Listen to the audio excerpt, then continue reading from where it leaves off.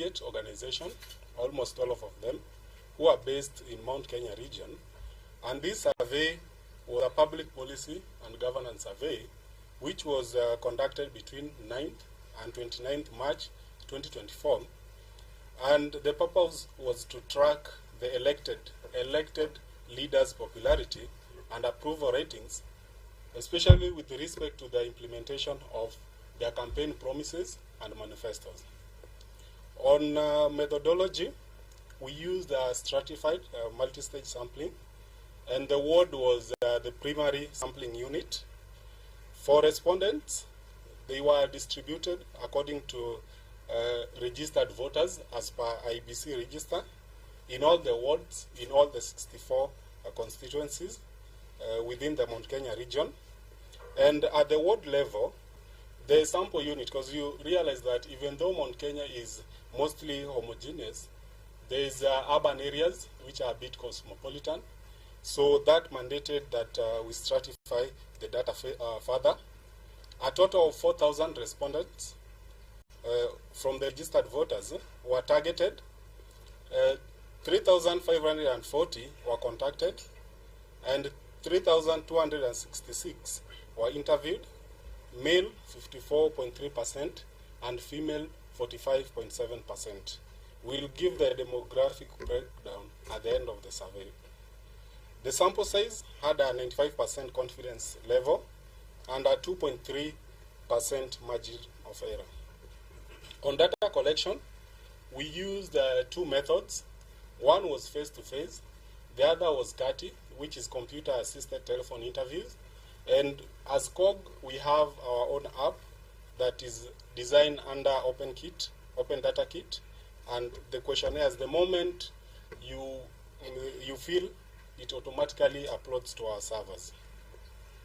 We also engage focus group discussions and interviews to collect more qualitative data, especially on the key issues, as you will see in the report. The interview language was English, Swahili, Kikuyu, Meru, and Embo. For analysis, we collated, analyzed, and visualized in CSV or Excel, SPSS, and MS Power BI. There was also the ethical approval. All respondents, as you've seen, we targeted around 4,000. We got 3,500, but only 3,266 finished the survey. This is because all respondents, before they started, were informed of the intent and requirements of the survey, and they agreed without any perceived pressure, inducement, or payment. And any respondent was guaranteed the right to refuse if they felt uncomfortable with answering a question. They had the right to withdraw from the survey at any given time. Now, to move to the data, we started, the first question was on the governor's approval, and the question was, are you aware of your governor's implementation of their campaign promises, manifestos? If yes, do you approve? And as you can see, number one was Irungu Kang'ata, Governor Murang'a County, at 63.2%. He was followed by Governor Anne Waiguru from Kirinyaga County at 61.8%, closely followed by Governor Mutahi Kahiga of Nyeri County at 59.4%. As you can see, Irungu Kang'ata is a first-time governor, but he was able to actually frog march and lead in this pool. At number 4, there was Kiari Badilisha of Nyandarua County at 58%. Then at number 5, Susan Kihika of Nakuru County at 57.6%. Then we have at number 6, Governor Kawira Mwangaza of Meru County at 55.3%. Then Governor Mudhomi Njuki of Tharaka Nithi is a second-term governor at 54.1%. Then we have Governor Cecily Mbarire from Embu County at 52.5%. Then we have Governor Kimani Wamatangi, Kiambu County at 59.2%. And lastly, we had Governor Joshua Irongo of Laikipia County at 47.8%. Governor Joshua Irongo was the first governor of Laikipia. Then he lost and won again in 2022 elections. Now, the next was the State of the Mountain, Senator's approval. And the question was, are you aware of your Senator's county oversight and national representation undertaking? If yes, do you approve? And the Senator for Nyandarua County, John Methu, emerged number 1 at 68%. He was closely followed by the Senator for Murang'a County, Joe Nyutu. Then Senator for Laikipia County, John Kinyua. Then there was the Senator for Kiambu at number 4, Karungo Athangwa. We had the host Senator of Nyeri County, Wahome Wamatinga at number 5. Then we had Senator Tabitha Karanja Keroche of Nakuru County at 63.6%. Number 7 was Senator Charles Kabiru, Kirinyaga County. Then we had at number 8, Senator Alexander Mundigi from Embu County at 58.4%. Then Mwenda Gataya, Senator for Tharaka Nithi at 56.5%. And lastly, we have Senator Kathuri Murungi of Meru County at 54.2%. The next question was on women reps approval. And the question was, are you aware of your county women reps affirmative project and overall representation? If yes, do you approve? And the person who emerged top was Rahab Mukami of Nyeri County, closely followed by Betty Maina, women rep Murang'a County. Number 3 was Njeri Maina from Kirinyaga County. Then we have the Kiambu women rep, Anna Muratha, at 62.3%. And number 5, we have Jane Kagiri, women rep Laikipia County, at 61%. Then Susan Ngugi, women rep Tharaka Nithi, 59.2%. Then we have at number 7, Liza Chepkorir, Nakuru County, 57.4%. We have Faith Gitau, women rep Nyandarua County at 51.6%. Njoki Njeru, women rep Embu County, 48.1%. And lastly, we have Elizabeth Karambu at 45%, Meru County. As you can see from the trend, it seems as if the people of Meru aren't as optimistic or approving of most of their county representation, especially on the senator and the women rep. Even the governor is on at position 6. The next was the issue of the MPs. And for these, there are 64 constituencies. So we picked the top 10 and the last 10. And the question was, are you aware of your MPs' ongoing development projects and national representation? If yes, do you approve? And to emerge, number 1, unsurprisingly, was the Kiharu constituency MP, Ndindi Nyoro, at 74.3%. But surprisingly, closely followed by, I think, first-time MP. I think the first time she was a women rep. Githunguru MP, Gadoni Wamushomba. I think because of a lot of issues that she has been articulating. And at number 3 was Gigil MP, Martha Wangare, at 68.5%. Then we have the seasoned politician from Laikipia, Laikipia East MP, Mwangi Kiunjuri, at 66.3%. We have Alice Nganga, MP for Thika Town, at 65.1%. Then we have from Nakuru County, Irene Mrembo from Bahati at 64.2%. We have David Kiarao Olkalao at number 7 at 63.2%. There is Charity Chepkwon from Njoro at 61.6%. Then we have George Gashagwa, Daragwa MP, at position 9 at 59.2%. And lastly, we have Kimani Kuria from Wolo constituency at 58.8%. If you look at these for the MPs, you'll notice that the Mount Kenya in diaspora, if I can call it that, because we have what I can call the Mount Kenya East, the Central, and the diaspora, which is Nakuru, Laikipia, and the rest. You realize most of their MPs got favorable approvals. If you compare with the central-based MP.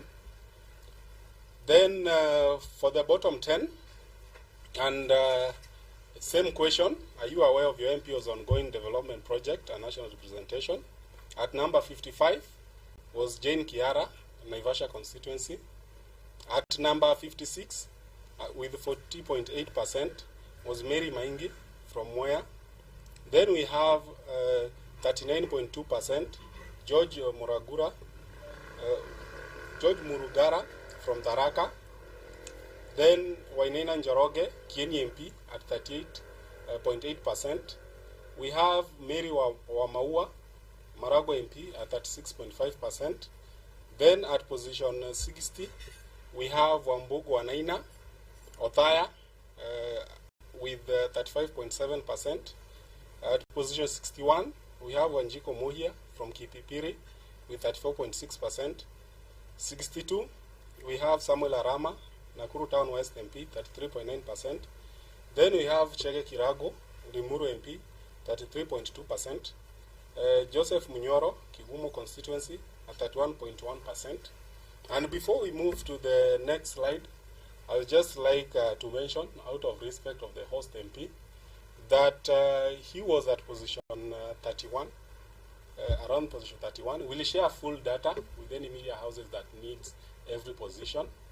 He was slightly ahead of the Kikuyu MP, Kimani Ichung'wah. So on the other issue that we asked was on the key issues. Because yes, there were campaigns, yes, there were manifestos and promises, but you realize that in any region, there are emerging issues, there are cross-cutting issues that the people feel that need to be addressed, even though they may or may not have been in the manifesto. And if you look at it, number one is the illicit brew menace at 22.9%. And this is followed with the issues to do with coffee and 19.3%. Then we have the issue of unemployment at 18.1%. And you realize that unemployment and issues to do with illicit brew are almost, it's a causal effect. Not to say that the people who are ravaged by the illicit brew are all unemployed, but yeah, unemployment is one of the major causes. Then we have tea at 16%. We have macadamia at 3.2%, avocados 2.6%, and then there were other issues that different people felt, because it was a multiple choice allowed, plus the respondents were allowed also to add whatever issue that they feel need to be addressed. Now, on the last issue that we asked is, considering the above key issues, who do you consider to be providing regional solutions? Basically, who is the leader of the Mount Kenya region? And majority, considering the issues above, regarded His Excellency, the Deputy President, Rigathi Gachagua, as the one providing leadership at 86.1%. There were others who didn't get significant votes to be mentioned, so we grouped them together at 10.8%. But in this list, there were 5 key people. There was mention of the CS for Internal Security, Kithure Kindiki. There is MP for Kiharu, Ndindi Nyoro. There is even Maina Njenga was also mentioned here, and some even mentioned the former Azimio VP Martha Karua. There were also those who felt that none was actually addressing the issues that were the key issues that affect the region at 3.1%. Now, on the breakdown, on the demographics, Gender, as mentioned earlier, majority were male at 54.3%, female 45.7%. On age, there was the younger, 37.3%. There were those falling under 36 and 55 years, 31.4%. Then above 55. We tried to balance it because most of these questionnaires, the younger ones normally respond, but we normalize the data to ensure that we basically get opinion from all age groups.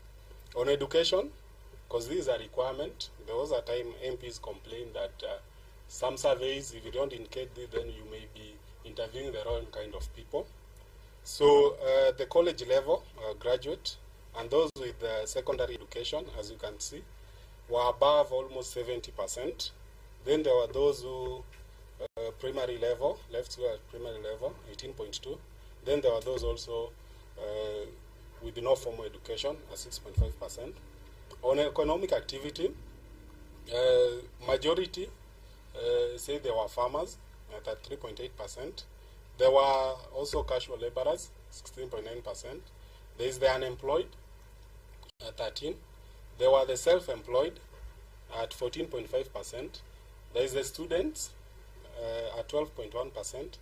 Then the minority, were those who had formal employment at 9.7%.